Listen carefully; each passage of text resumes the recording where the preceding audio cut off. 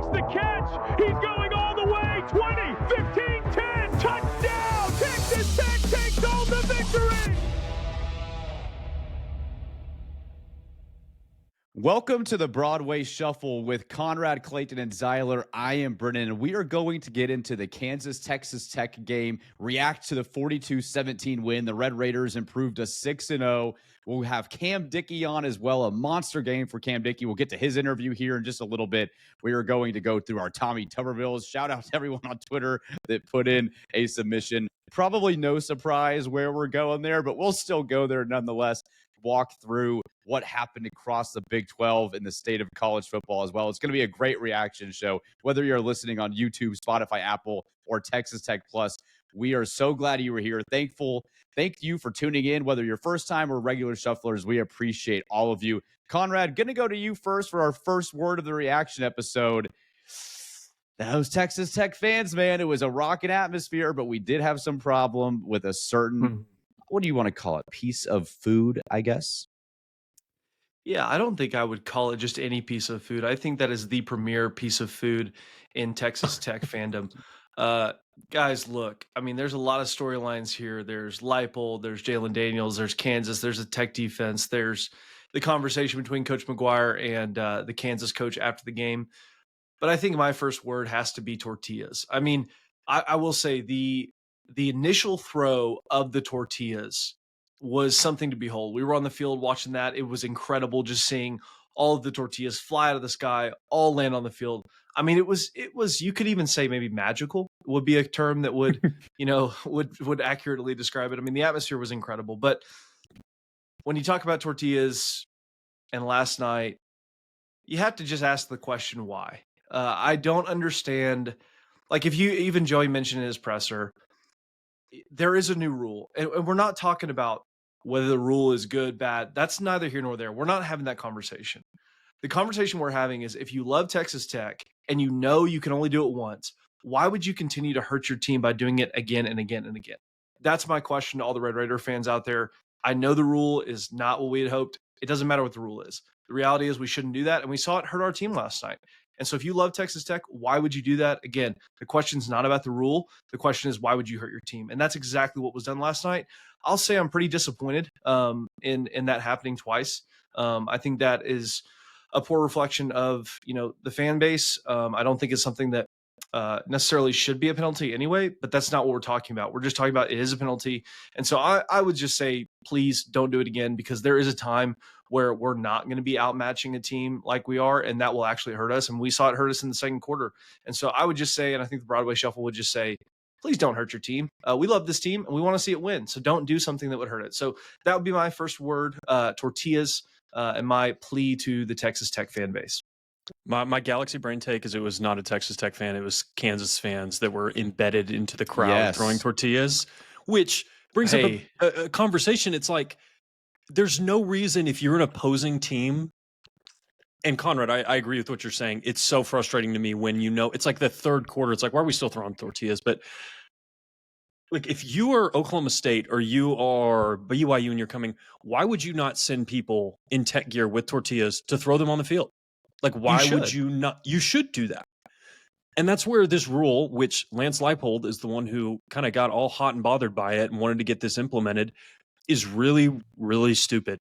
They're tortillas. They're not hurting people. Don't throw them on the field. I like, after the first kickoff, I get it. But, man, it's just really frustrating, and it's going to come back to bite us. And I don't think it's malicious. It's not ill will by the fans. It's something that they're used to for the last 35 years. It's just really frustrating. I hate the conversation around it.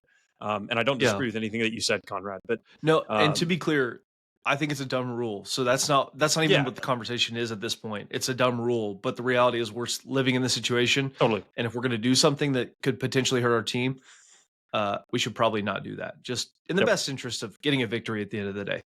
Yep. Zyler brings up an interesting point. If you and I are going to the game next week, if we were to bring tortillas and throw them on the field in Tempe, would that be that? I mean, that technically would be a penalty for Arizona State.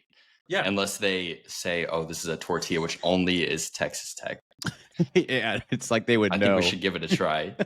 Clayton, would that mean that the officials are profiling? You could say that, yeah. Okay. It's just such a dumb. It's such a dumb.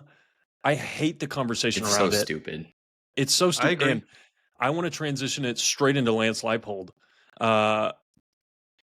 Could not believe the way that he reacted after the game towards Joey. I get being upset about that. And for those of you who don't know, Lance Leipold after the game in the press conference said that one of his staff members was hit by a pocket knife from somebody thrown in the stands, which it's amazing that all these things get accused about the Tech fan base, and not once in the single 25-year history of this has anything ever been photographed that's ever been thrown outside of a tortilla or water bottle. Beverages have been thrown. I will not dispute that. But to just think that, and maybe it did happen. Maybe a photo is going to come out and this is going to look really stupid, but the kind of West Texas kid that carries a pocket knife, one, that he gets it through the metal detectors, two, that he decides to throw it on the field, just like is beyond credibility in my mind. And then two, to come at Joey after this, when he all week talked about it in his presser. He has videos going on during the game. And then Lance wants to have the audacity to come after Joey and say, you need to fix this bleep, was ridiculous. I could not believe that he did it. I'm glad that Joey responded the way that he did. Just a total classless move from Lance Leipold. And I try to be above calling out coaches.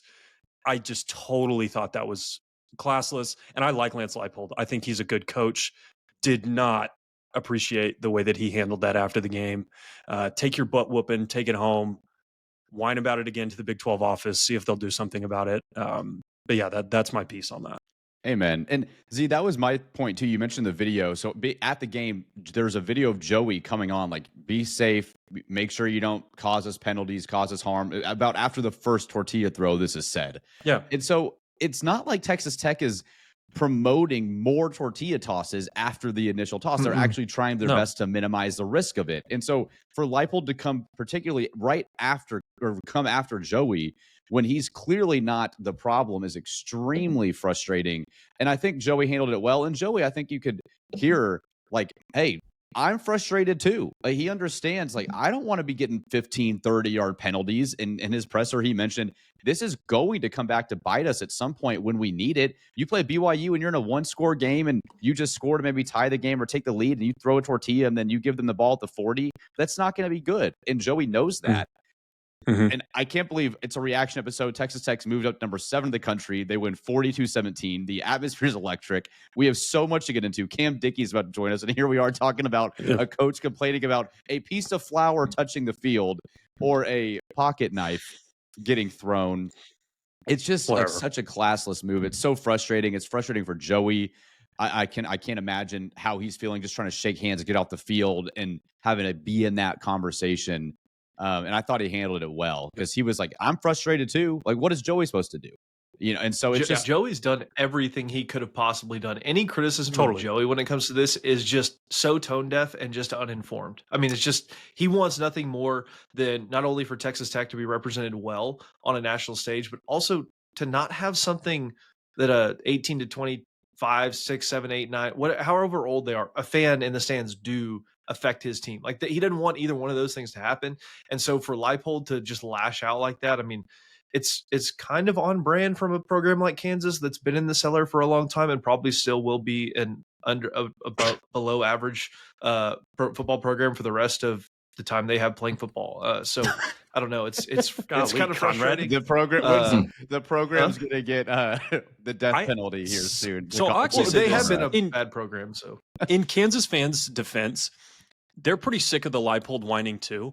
I didn't really see many people coming to his defense there. So I will give Kansas fans the nod there for at least recognizing that, hey, dude, this is a little bit of sour grapes. Like, what are we doing here? I will respect them for that. There was plenty of trash talk going on before the game that, it's all in good fun, and I appreciate a lot of that stuff. I did respect the way that they responded to their head coach doing this. For the most part, felt pretty much universal condemnation for them. Maybe that's wrong, but that's what I saw online. Yeah. Well, Clayton, you weren't able to be at the game with us. We missed you in Lubbock. We wish you were there. But seeing it from just watching it on TV, what were they saying about Leipold? Was there frustration going on? Like, was RG3 and company at Fox talking about the tortillas or the penalties, or what was the national attention? Like, because I obviously we were at the game, couldn't hear it. What were they saying about the situation? Yeah, they didn't have much to say about Leipold being mad during the game. Robert Griffin was definitely, you could tell he's against the rule in place, but he also is like against the fans. Like he thought it was dumb that we got 2 penalties on it, but he also thought like the rule being in place at first is dumb. He also thought the refs, whenever they stopped the game to say the music went up until the QB was under center, he thought that was so stupid, which it was. I've never heard that in a football game, and I've been to a lot of football games where the music plays pretty much constantly. We are the not even close to the worst offenders when it comes to this. Baylor is horrifyingly bad at this. They are horrifyingly bad at this. It was Anyway, sorry, Clayton. Didn't mean to. No. I was just curious. That was so dumb, though. Yeah. Well, let's transition. Cam Dickey is here. Or Conrad, did you have a final thought? I just need to mention something. I don't know which one of you guys this was. We'll find out live. But on our Twitter account, there was a account called Talkin' Hawks, and it said Texas Tech thinks they're.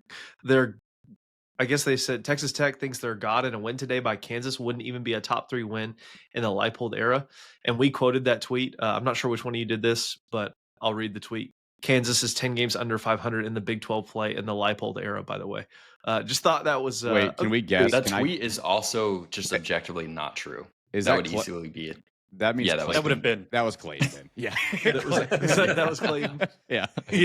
I was going to guess Clayton. That sounds like a Clayton tweet. Clayton's lurking on the Twitter sphere. He's so good at that, man. That's why we have bookmarks. Yeah, Clayton knows. He saves it. He saves receipts, man. He's got it. But before Cam comes on here in a few minutes, and man, what a game from him. We're going to react, obviously, to how the game actually played out and what happened within the field and with the players. But the energy, man, in the Jones. If you were there, let us know what you thought in the comments. Also, make sure to like this video and subscribe if it is your first time. To all of our regular day shufflers, we appreciate you, again, tuning in. Follow on Spotify and Texas Tech Plus as well. But the energy, man, just seeing it, pregame, the blackouts, the run out of the team entrance, everything just felt like, man, Texas Tech really is back. Like it felt like 2008.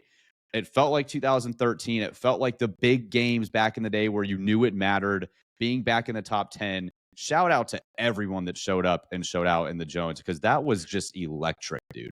Oh, totally. And I want to echo that. The fans were, I know we started with the Tortilla comments, but fans were electric all night. They were loud when we needed to get loud, especially I think it was early there in the fourth quarter where the fans really started getting going, when I think it was after the whole hoopla where we launched all the smoke and it was kind of pink in the Jones for a little bit. And Leipold was going nuts on the sideline. I mean, was giving it to the refs. And then we started, they got down there, and then we got the holding call, and then the sack. It was electric. One of the best atmospheres I've ever experienced in the Jones. Shout out to the students showing up super early. That was unbelievable. Fans were unbelievable. It was a great atmosphere. Texas Tech did a wonderful job promoting that game, building the environment, and then the team capitalized in a way that you just frankly have not done in what feels like 10 years, capitalizing on a huge night game environment. So shout out to everybody involved with that. Shout out to the podcasters, especially for promoting the game. But yes, great job, podcasters. Really, really fun environment. I could not echo what Brennan said more. Well, and I think we also need to mention these uniforms they looked amazing on the promo material. In person, looked even better. I mean, if this didn't, not that these are the uniforms going forward, because they're not, but I mean, the throwback to honor the 100 years of Texas Tech football, 1925 to 2025, just an absolute spectacle. And I think the uniforms did that.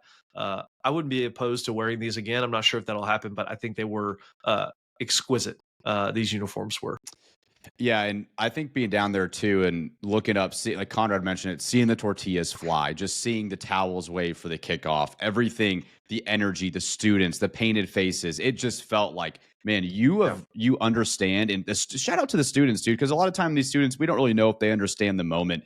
They get it. They showed up early. You're in the top 10. You're now 6-0 in the Big 12 for the first time in 12 years, or 6-0 total, but 3-0 in the Big 12 for the first time in 12 years. And the fan base has just been waiting for a moment like this. And Z, to your point, when you have had some of these moments, like Colorado last year, we were there. It mattered. If you would have won, you would have had an outside chance at making the conference championship game potentially, and you just couldn't capitalize. And you've had these moments over the course of, I think of TCU, our freshman year in 2015, where the crowd is on fire, but you just could not come out with a win. And there in the first half, it looked a little sketchy in the second quarter, and you're like, not again. But these guys showed they're a different breed. This is a different team, and they stepped on their necks when they needed to, and it was awesome to see. And one of those guys that was fantastic is Cam Dickey.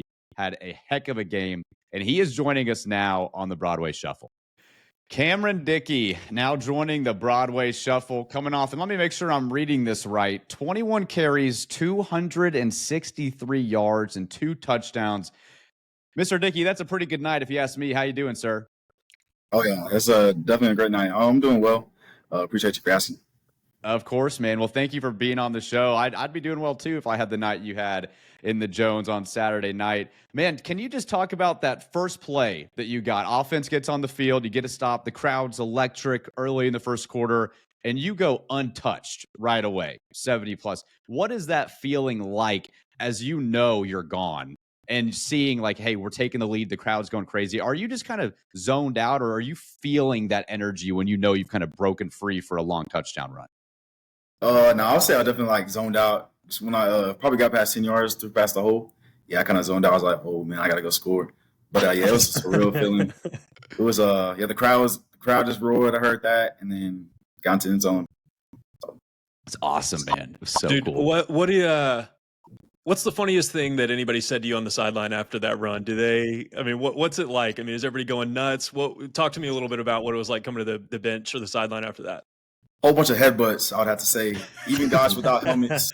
One of our strength staff named Mike. He hit me without a helmet. I was like, "Oh, are you all right?" But yeah. Besides that, everybody else saying, "Good job, good job." He's been watching too much Scattaboo, man. He's getting way too hyped up with the headbutts. That's crazy. I agree. Cam, did you know that you were getting close to the single game rushing record at Tech in the fourth quarter? And did you want to get more carries to break the record? Yeah, I believe it was somewhere near the end of the game. They told me, they're like, would you want to know? I was like, yeah, of course. And they told me, they're like, hey, you're done for the night. If we get back on offense, Adam will go in. But I definitely wanted to get it. But, we came out there with the dub. So it's nice. Cam, where does that rank? I mean, obviously you played a lot of football growing up, and obviously now at Texas Tech in your second year. Where does this game rank in terms of just Cam Dickey's career so far? I know there's a lot to still be written there, but what does it look like for you so far? Is this the best game of your career? What are your thoughts there? Oh yeah, I definitely have to say the best game for sure. But favorite game, I probably have to go my first college game. That first snap, nothing compared to that feeling. But yeah, in terms of best game, I'll probably say this one. So. Yeah, man. Well, it was a lot of fun watching. Cam, I was sitting with some guys, and one of the guys I sit with, he's just like, I don't even know how to describe it. He just loves when players play physical. He just gets so hyped by it. And you've like quickly become his favorite player because I feel like you just truck stick. If they're in the way or they're even close, you're like seeking out the contact. Are you saying anything when you're hitting guys? Is it a boom, or are you just like, let's just take care of business? What's your thought process there? I would have to say just binding down my mouthpiece, and whoever comes out of this, whoever wins the matchup, they win it. But yeah, I like the contact. Don't really shy away from it. So okay, so I want to call out two play, or I guess one play in particular. Lyric Rawls, the safety, he'd been jawing a little bit with you almost all game. You kind of break a move on your 55-yard touchdown run and kind of leave him in the dust. What was that like? Did you have anything to say after that? Talk to me a little bit about that play. No, I didn't really have nothing to say to him, but I don't think I really pay attention to stuff like that in the game. I just go take it play by play. Okay. And yeah, I didn't really realize that. So okay. Zyler's trying to instigate things here for you. Don't let him do that to you. There are other players we've had on here that don't take that approach and definitely like to communicate with the other team. And so I just enjoy hearing what you guys have to say, what that inner squad competition's like. Cam, one thing that I thought about yesterday, and I had mentioned this on our preview show, is the running back room. Obviously, Taj Brooks was a huge leader in that room last year, especially for you and Jacoby being true freshmen. And you guys have just taken that mantle where it's like, not that you don't miss Taj, but y'all have been so effective, and both of you guys have been so great and just taking the charge of becoming a running back room that either of you guys can take the lead when you need to. Like yesterday, you just totally dominated that game.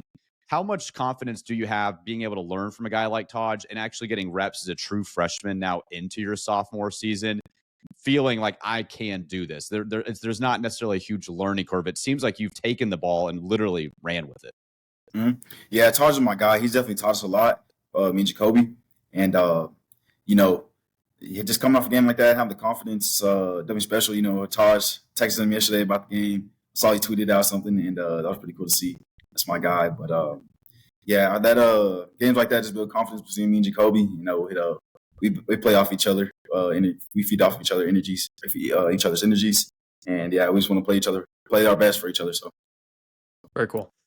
Yeah, and it's obvious to us as fans seeing you guys. I mean, y'all are both you're different runners, but there's also similarities. But at the same time, you can see the fingerprints of Taj on both y'all's games. I mean, even the patient runs that you've had throughout this year has just been like, man, that's Cam, but Taj is in there. Taj is in there a little bit too, and so that's been cool to see. Talk to us a little bit about the environment. I mean, that was we all started at Tech. We were freshmen in 2015, graduated in 2019, 2020, and for us, last night was honestly one of the best environments, if not the best we've ever seen. Talk to us about what the team thought about the environment, what you thought about the environment, and how cool it was to go get that victory over Kansas in an environment like that in Lubbock. Oh yeah, the environment was unreal, especially the night games. The fans always bring the energy, and winning a game like that, it definitely makes it easier with the crowd there supporting. It's kind of like a 12th man, I would say, and blackout games, undefeated night games, love those, and I feel like the crowd really played a big part into this game. So. Cam, I want to ask you, RG3 started calling you Quadzilla on the TV copy. What do you have to say about that? Yeah, that was pretty crazy. So I talked to him on Friday, and we were like in person, and he saw my quads, and he asked me about that. I was like, that was pretty cool. It can go both ways, but I was like, oh, okay. That was an interesting question. Yeah. I like it, though. Very cool. I feel like the run game wasn't necessarily struggling earlier in the year, but definitely wasn't having as much success as last night. Was there tweaks made to the scheme, or what do you attribute y'all's growth in the run game over the season? I would just say Coach G is always telling us to be patient. The home runs are going to come. I feel like they hit last night, and we really got to show our run game, just put it on display. Yeah, I feel like the O-line was really aggressive. They were finishing blocks, making great big holes open up. And it really made it easy. So, Cam, one final question for me. Your relationship with Garrett McGuire, how's he been as a running back coach for you in that room? Talk a little bit about what he's been for you as a player. I love Coach McGuire. He's a real funny guy, super smart, super high football IQ, and he's definitely helped out me and Jacoby, the whole running back room. Just practice looks a little different with him. His energy, loves energy, brings want to run through a wall for that guy. And I love to have him as a coach. Very cool. Cam, so obviously now 6-0, 3-0 in conference, first place, now up to number 7 in the AP poll. So everything that we talked about prior to the season is coming to fruition, and there's still a lot to accomplish in the season. I know the goal is nowhere close. Now you still have half the season left, but for you in your mind, you've obviously seen the growth of this team from spring to summer to now halfway in. Did you know this team was going to be this talented? And did you have that much confidence early on of, I know with the guys in this locker room, we can compete for a Big 12 and potentially a national championship? Oh yeah, I really thought that, especially in the spring, seeing like the transfers come in, it really wasn't like a gap period where everybody was like doing their own thing. I feel like we really got along. We bonded out, and then just seeing them in practice, it felt like practice was really so much different from the past year. And I think we have a special team, and we can go special places with this team. So. Yeah, man. Well, we seriously thank you so much for coming on the show. We love watching you. It was awesome, man. I mean, as Conrad mentioned our age, as we're pushing 30, it's hard to get excited about a lot of things later in life. But, man, we were thrilled watching you play football on Saturday. And we're so thankful you came on to the show as well, man. Good luck in Tempe next Saturday. you got huge fans here on the Broadway Shuffle. You're welcome back anytime. Get some rest, man, and good luck the rest of the season, all right? Awesome, will do. Nice to meet y'all, guys. Well, that was Cameron Dickey, player of the game for Texas Tech. Man, what a stud. True sophomore doing what he's doing on the field. The electric run, 2 really electric runs, and also a juke move in the middle of the field that was one of the sickest jukes I've seen in a long time from a Tech skill position player. That was awesome. But we have not even gotten into the game. We've talked Tortillas. We've talked to Cameron Dickey. We've talked about Lance Leipold. But we have not talked about Texas Tech's dominating 42-17 win and what that means for their season moving forward. And reacting Baron Morton, there was so much that happened in this game. Will Hammond having to come back in. Where do we want to start? Should we start with Baron Morton, I think, in the injury and how the offense kind of looked? No over concern with Baron, should be good to go again. But, man, I mean, just having to continue to play with 2 quarterbacks, it might catch up with you at some point. Any cause for concern in that room, Z, moving forward? No, I think first and foremost, I feel for Baron. He, when he was out there and I watched it back on TV, he wanted to go back in the game. He felt like he was good enough to get back in the game. And I don't think anybody would question Baron's toughness. I certainly don't. He wants to be out there leading the team. And I thought he was playing well. It wasn't a situation where he wasn't doing good enough to be leading the team. The offense was really good when he was out there. I feel for the kid, man. I want him to be healthy, and I want him to lead this team where we want to go. Thought Will did fine. Will struggled a little bit as a passer, but he did good as a runner. But yeah, really just feel for Baron. Looking forward to him, hopefully taking the field at Tempe, 1 o'clock. I guess, what is that? Mountain time, Pacific time, whatever Arizona does. What does Arizona do? That's mountain time. No, it's Pacific. It's Pacific now, until the time changes. Yep. That's so weird. Well, Clayton, thoughts seeing it on TV, just the offense.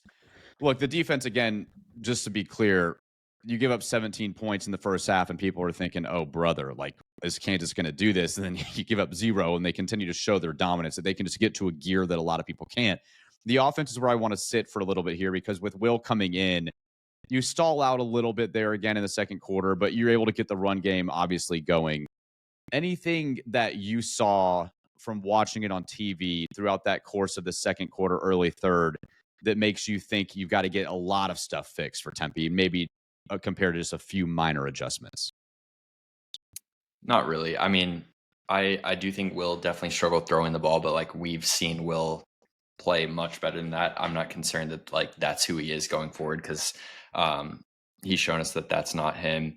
I honestly think the offense showed a lot of maturity, specifically Mac Leftwich. Like, once you figured out they can't stop the run, you literally did not even try to throw the ball. And I think that if you, go ahead, Seth.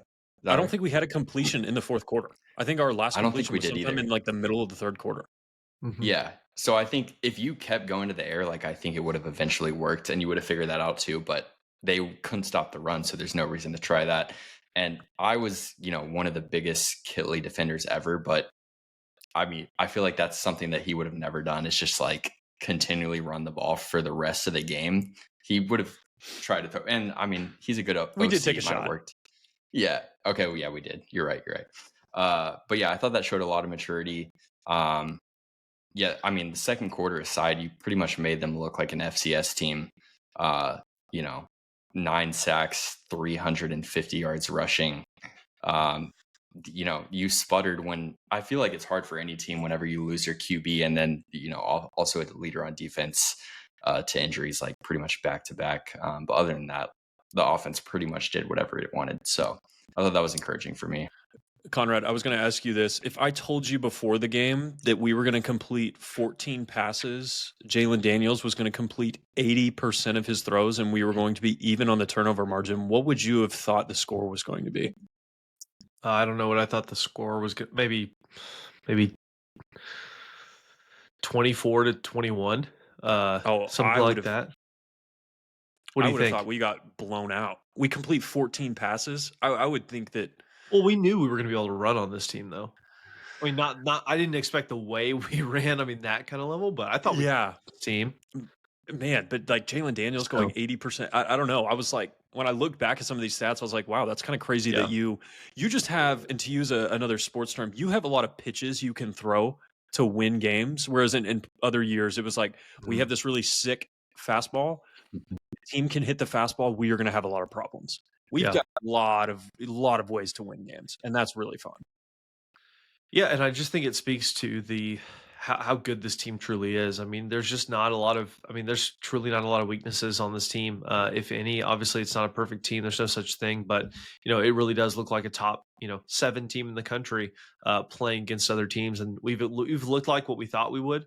And so I just say this team is special, and we know it. I mean, there was a time for me, at least in the second quarter, that I was like, is this really going to happen right now? Are we really going to, like, what's going to take place? Are we going to be able to come back? And then lo and behold, look what happens in the second half. I mean, Mac figures it out. I mean, that we know what they're going to do, and then we just commit to doing what we do best. And that's, really run the football. I mean, this is a great rushing team. And so I think it's a good sign of things to come for this team, but was really impressed with not only the response to that second quarter, because again, Tech teams in the past, do you really think that they fight the way this one fought in the second half, or do they just kind of, and again, this year is so different, right? We've said that all off season, all season, but I do think that the resiliency that this team showed both offensively and defensively in the second half is really a testament not only to their talent, commitment to each other, but also to the coaching staff as well. Yeah, and I thought the Will Hammond, just to touch on him for a second, the interception, obviously trying to force the ball over the middle wasn't ideal, but in the passing game, numbers won't look pretty. But I thought he managed the offense really well in the second half. He ran the ball really well. He's able to show his athleticism. So it's not necessarily, in my mind, like Will Hammond played bad when if you're just looking at the box score, on a passing level, you might think that. But I thought that Will commanded the offense well in the second half and was able to have the couple rushing touchdowns and show his ability to rush and play physical. The coaching staff obviously trusts him to run the football and play physical like that as well too. But you are going to need to throw the ball at some point throughout the course of the season and beat a Kansas State on the road, an Arizona State on the road, a BYU at home, or in the playoff or Big 12 championship. So I think the rushing attack is great, but I do hope we see some health and continuity in that position moving forward. Clayton, I wanted to touch on something you said. It was so fun to see, like Clayton said, and I don't want to diminish Kansas. I actually thought that was a pretty good team. The way that you physically handled this team, you did kind of make them look like an FCS opponent. And that's not speaking poorly of their program, whatever you want to say there. It's just the way that you were hitting. I thought that was a good offense. I think it's the best offense you've played so far.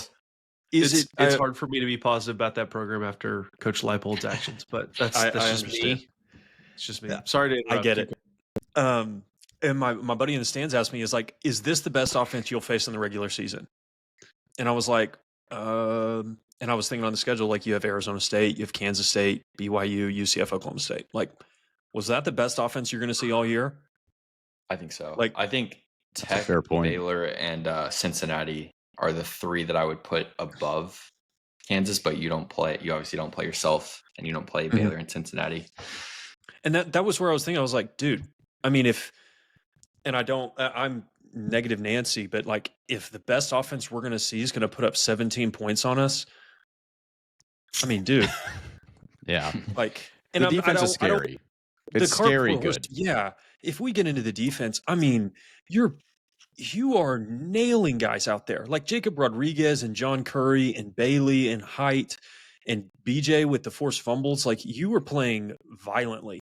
And a player I really want to shout out that I don't think has gotten enough love, AJ Holmes, man, coming in for Skylar Gill-Howard and wrecking shop. And he's been doing that all year. He just doesn't get as much acclaim because he's not Skylar Gill-Howard and he's not Lee Hunter and he's not David Bailey and Romello Height. Played a heck of a game last night. And it's wild to me. It's not that you have those top 4 guys. It's the waves that you throw on the line. You're seeing Chetta O'Philly and Terrell Tillman and Charles Esters and Jaden Cofield and Amorian Banks and AJ Holmes. All these, it's just like we get to send fresh bodies. It's like we're 2015 Kentucky sending in the platoons. And I know that's probably a little bit dramatic, but that's the thing that's really helped you here is that you don't just have 4 studs. You have like 9 to 10 defensive linemen that you can play serious snaps. I was just unbelievably impressed with that defense and the adjustments that you made in the linebacking core. Sheil Joe, we talked about that. Some of the coverage busts, we identified it, we fixed it, and then you shut them out in the second half. And it was just like, yeah. And I got to have more confidence. My buddy, I was talking to him in the game, and he said, how many points do we need to score to win this game? We were talking at halftime. He's like, oh, you've already have enough. You have 21. They're not going to score 20. He was right. Yeah. You didn't need to score again. Yeah. And that's wild to me. And I need to enjoy and cherish how good this team is. This may be the best team that Lubbock's ever seen, and I'm gonna enjoy every second of this ride. I think it is the best team. I think it is. Yeah. I wanted to touch on like the season as a whole, 6 games in. So in the 6 games, 5 of the 6, you've held them to their lowest point total of the season. 5 of the 6, you've scored the most on them that they've given up. You're holding teams on 20 points under their season scoring average. You've outgained everyone by 150 plus. You have the same odds to win the Big 12 as Miami does to win the ACC, which is insane to me. You're scoring the most points per game in the conference and giving up the fewest. Like, I don't think people truly understand how dominant Tech has been in the first 6 games of this year. Yeah. Would you say they've been, or at least looked like, the most dominant team in the country, or would you still give that title to Ohio State or Miami? Probably Miami, just because they've beaten they just have some top tier wins. I think that's fair. I would give the nod to Miami. We know where Conrad's going with it. No, I mean let's take the Texas Tech super fan hat off and just be, analyst Conrad here for a second. I'd probably give it to Miami too, but I think Texas Tech is definitely tops 3 in terms of most dominant team in the country, which is again a statement coming out of my mouth that I never thought I'd say, but here I am. It's 2025.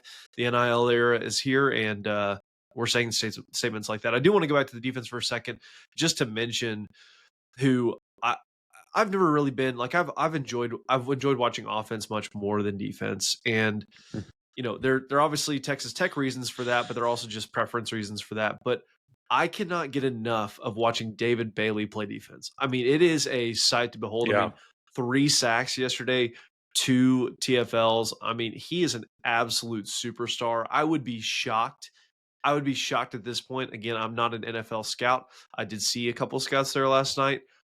I will say, if he's not a first-round pick, I don't know what film the NFL is watching, because he just wreaks havoc on every player he plays against, and I think he's going to do the exact same thing at the next level. So shout out David Bailey.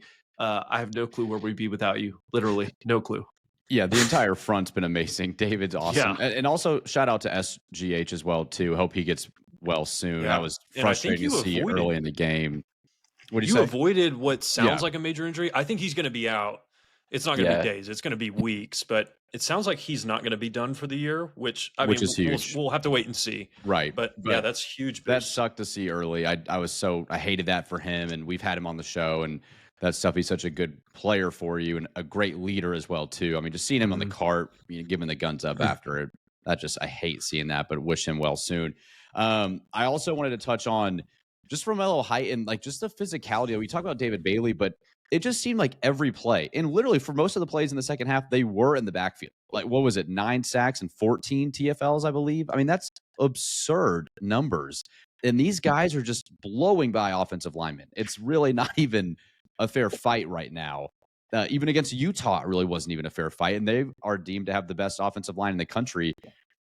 In quotations for Conrad. Do we feel like this is really the calling card that could win you a championship? I mean, you're going to need other areas, but like this unit seems like no matter who they go up against, they believe they're better than who they're facing, and they look better than anyone they've played by a mile so far this season. Yeah, I think this is for sure like the strength of the team. I mean, there was multiple snaps last night where there was like 3 guys at Daniels before he could even like look at his first read. And I think on PFF right now, David Bailey and Romello Height are both top 3 in pass rush grade in the country for edge defenders. So, I mean, you easily have the best edge rushing combo. And to Zyler's point about the physicality, like I feel like if you charted like the 15 hardest hits in that game last night, they were probably all 15 made by Texas Tech. Yeah, you're just, and those guys, I mean, it's just, you have such a huge advantage. I think it was on the 34 pass or the dropbacks that Jalen Daniels had, I think you had 17 pressures on them. Or like it was some sort of ridiculous stat where you're getting pressure like 50+% of the time, which is an absurd rate. Yeah. Unbelievable stuff. It's awesome, man. Well, I also wanted to shout us out as well. Z, we missed you last week, by the way. Glad to see you healthy from the flu. Our reaction to our scores, I had Texas Tech 41-20. Conrad had Texas Tech 52-14, and Clayton had Texas Tech 45-20. Z, I see you had Texas Tech 42-17, and you had Texas Tech only up 4 at halftime. Was your submission? Yeah, that was crazy ball knowledge right there, man. Yeah, something came to me while I was in my my feverish state, and I do want to apologize. If you're a Broadway Shuffle listener, there was a Texas Tech fan on the plane next to me back to Lubbock, and I was delirious in fever, and I don't know what was coming out of my body at that point. So apologies if that person is here or listening. It doesn't let us know in the comments. Yeah, woof. That was you never know who the shufflers are, man, but we love them. Shout out to Hale or Hal. One of the photographers. It's Hale. Okay, good. Came up to us last night as well too, man. Loves the show, and so shout out to him too. And on that note, I've got a story for the listeners here. Some of our listeners, you're the ones the story this is about, but was standing in line at the greatest barbecue place in all of the world, Evie Mae's, on Saturday morning. It was probably about 11:15, 11:20. And I'm standing there, and we're with some friends, some listeners of the show, and we're sitting there, and I get up, and I look up, and there's a man holding a phone with a short of the Broadway Shuffle on it, and so I walked up to him and I tapped him. I said, "Hey, what podcast do you listen to?" And got to meet Casey, Chad, Cole, Jason, and Ed on Saturday morning at Evie Mae's, and so that was a fun conversation. If you see us, come let us know what you think about the show. Let us know what you think about our takes, if they're good, bad, or ugly. We want to know. We want to hear from you, and excited to have met those fine gentlemen at a fine barbecue establishment, Evie Mae's. I've still never been there. Someone sent me Evie Mae's gift card. I've never been there. We should do a live show from Evie Mae's. I still have not gone. I'll have to go next time I'm in Lubbock.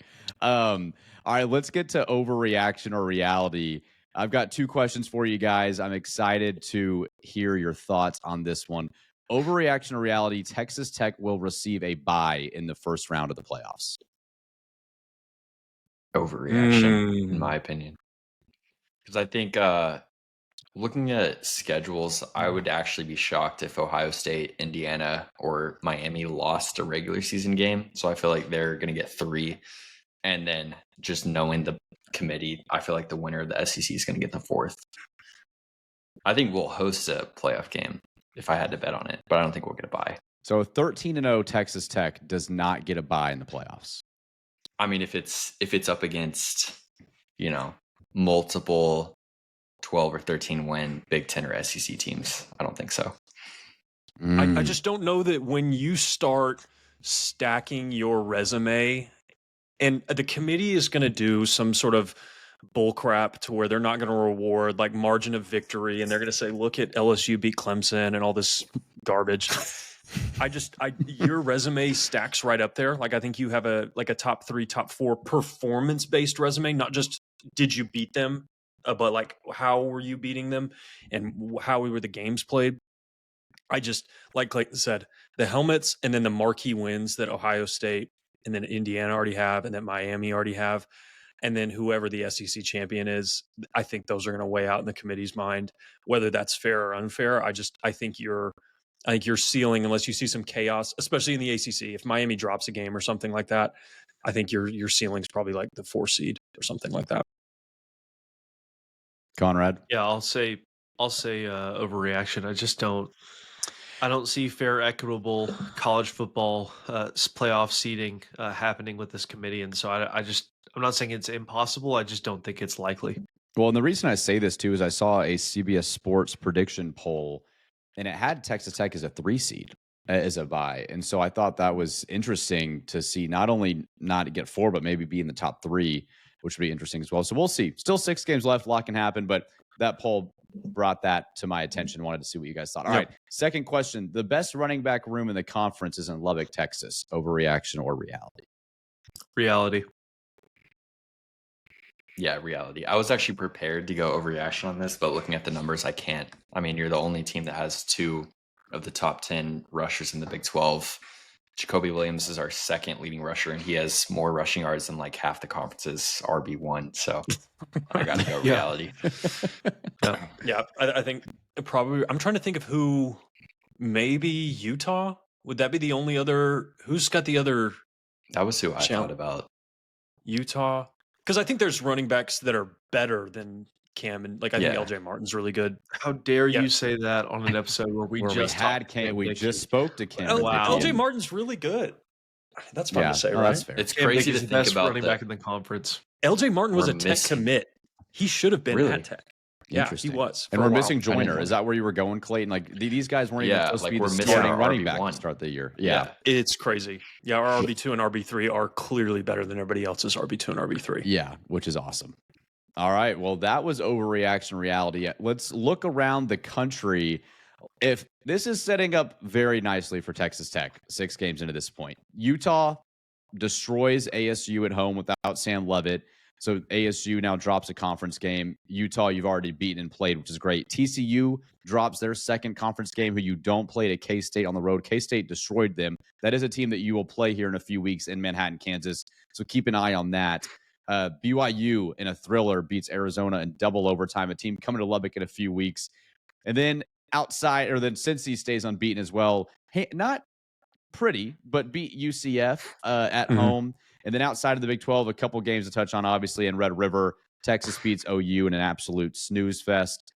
And then Penn State loses to Northwestern, and James Franklin gets fired. So a lot happening in your conference, outside your conference. Gentlemen, thoughts on the overall state of college football in the Big 12 here after week 6? I saw somebody, I don't want to take credit for this thought.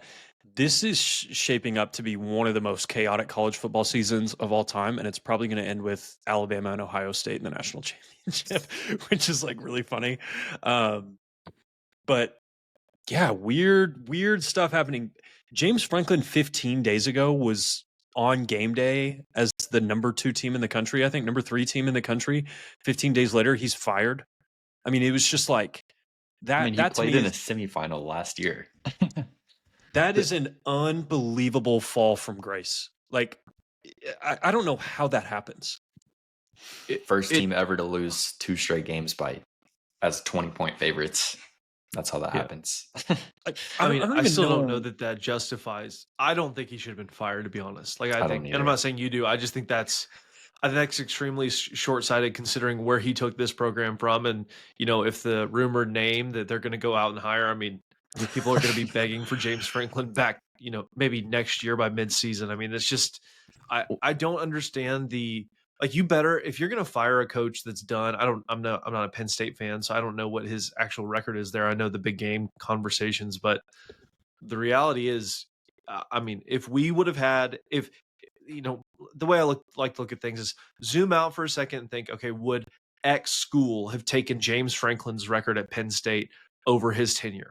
And I think it would be a resounding yes for pretty much every single program in the country except for like 5.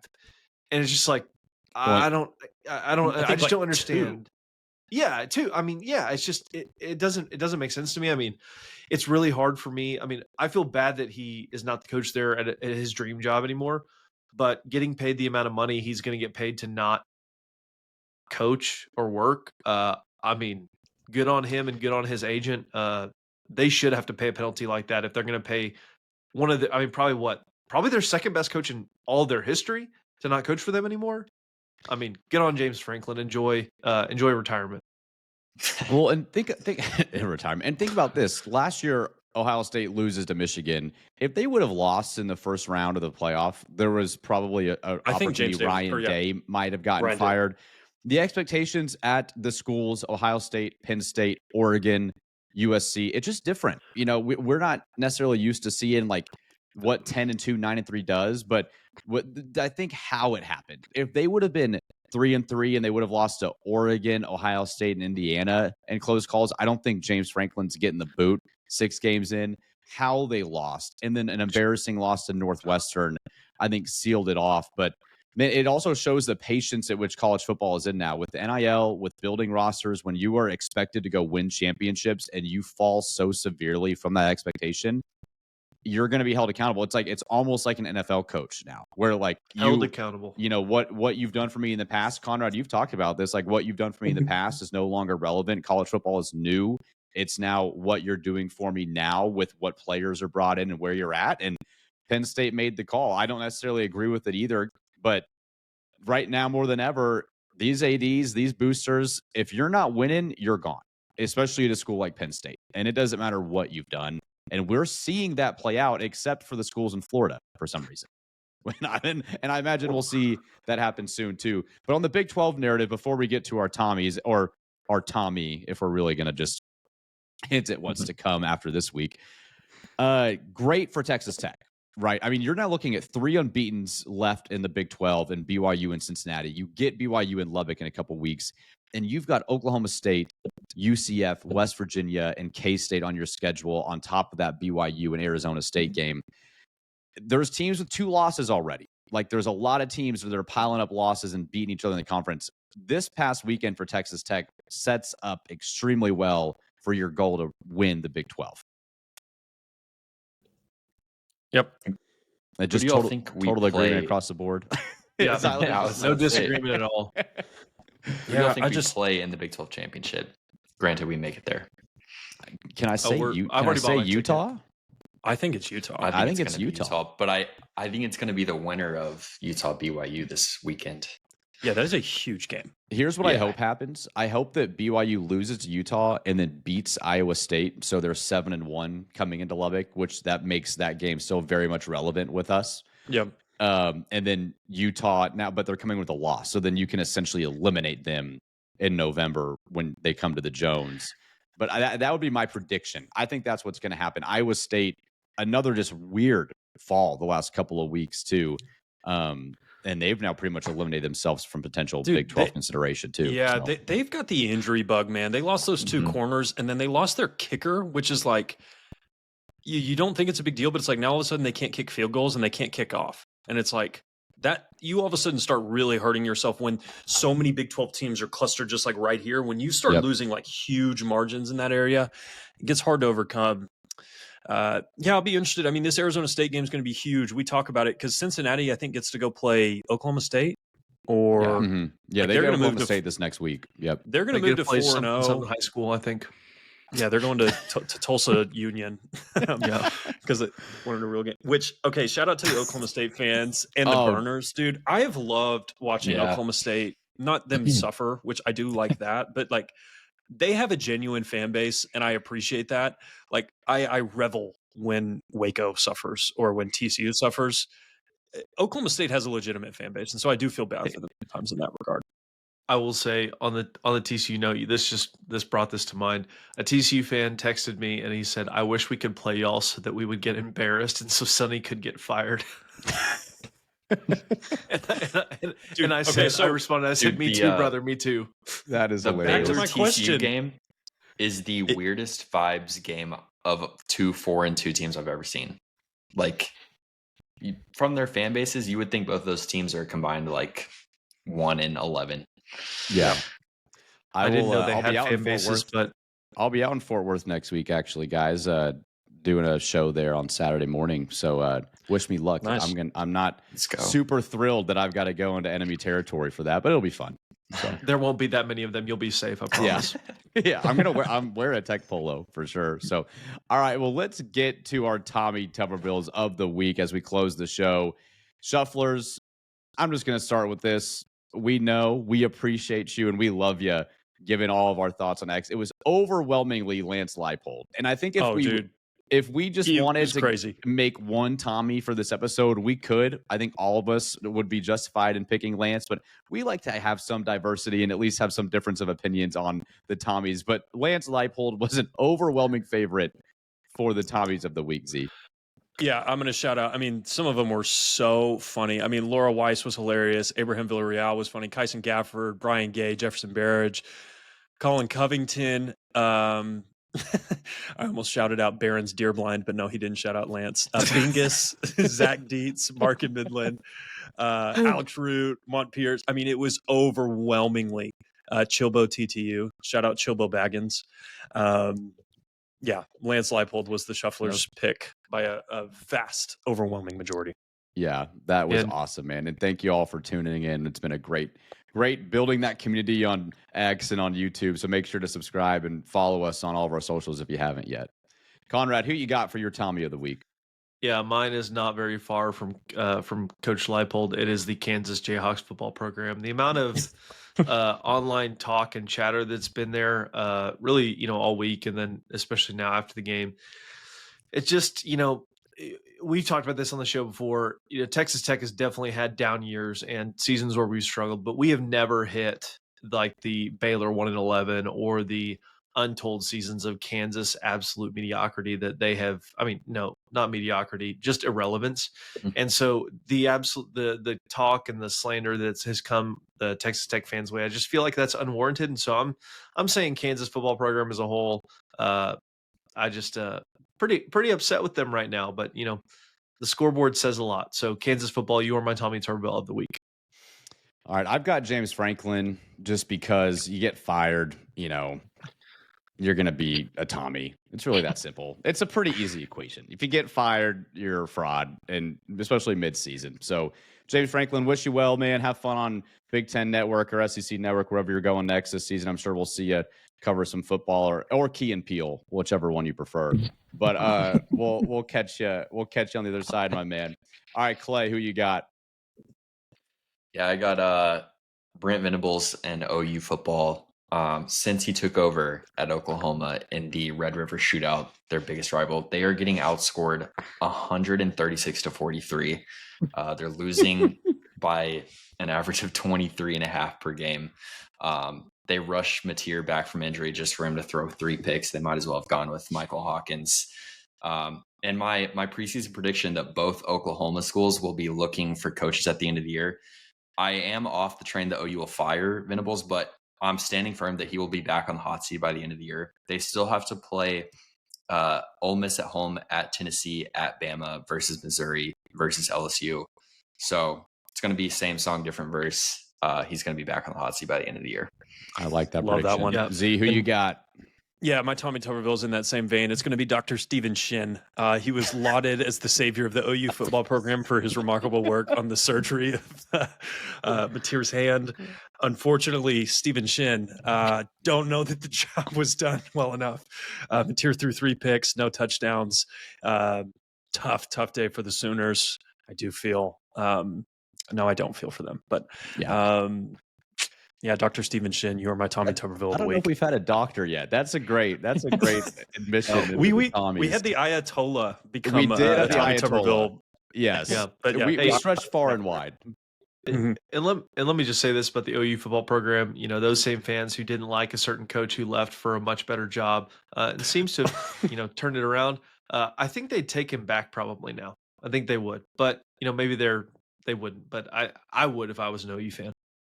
We'll see. OU fans are actually pretty delusional. I think they would tell you that they'd still rather have Venables. Yeah, we'll leave that for the OU podcast. But hey, and I also wanted to shout out Kim Coulter, another subscriber of the show, man. He invited us to his tailgate. I stopped by, couldn't find him, but big fan of the show. He's going to be at the game at Arizona State too. So Z and Clay, maybe you'll find him there in Tempe. We're going to be boots on the ground next weekend in Arizona. Clayton and Zyler are going to be there, so it's going to be a ton of fun. But man, great job. It's a fun time to be a Texas Tech fan. 6-0 now, 3-0, first place in the Big 12. We've still got half the season to go. We're going to be here with you every Monday and Thursday, so we appreciate you tuning in. Let us know your thoughts and opinions. As always, comment in the YouTube or on Spotify. We appreciate all the shufflers, new and old, out there. We'll be back on Thursday to preview Arizona State, give you our thoughts, our predictions, and look forward to a big road test coming up this week for the Red Raiders. So everyone have a great week, and we'll see you guys on Thursday. Wreck 'em. He makes the catch. He's going all the way. 20, 15.